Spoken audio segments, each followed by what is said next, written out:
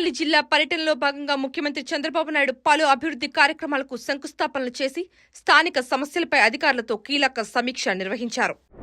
Veligonda project ముంపు బాధితులకు పరిహారం చెల్లింపు ప్రక్రియను వేగవంతం చేసి నష్ట పరిహార నిధులను వారి ఖాతాల్లో జమ చేసేందుకు ప్రభుత్వం చర్యలు చేపట్టింది.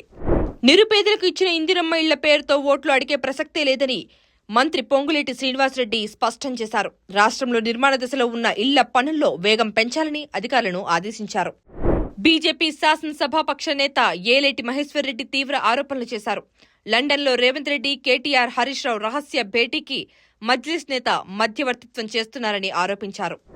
ఎయిర్పోర్టుల వద్ద బోర్డింగ్ పాస్ విషయంలో కేంద్ర ప్రభుత్వం కీలక నిర్ణయాన్ని తీసుకుంది. అంతర్జాతీయ విమాన ప్రయాణికులు ఇకపై ఫిజికల్ బోర్డింగ్ పాస్ ను తీసుకురావాల్సిన అవసరం లేదని పేర్కొంది.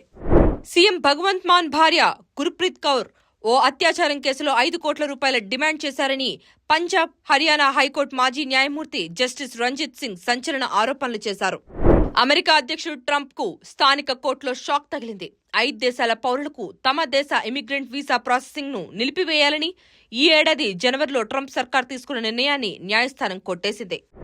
ఇంగ్లాండ్తో జరిగిన మ్యాచ్లో 556 పరుగులు చేసి కూడా ఇన్నింగ్స్ తేడాతో ఓడిపోయి టెస్టు క్రికెట్ చరిత్రలోనే ఇలాంటి అవాంఛనీయ రికార్డు మూటగట్టుకున్న మొదటి జట్టుగా పాకిస్తాన్ నిలిచింది.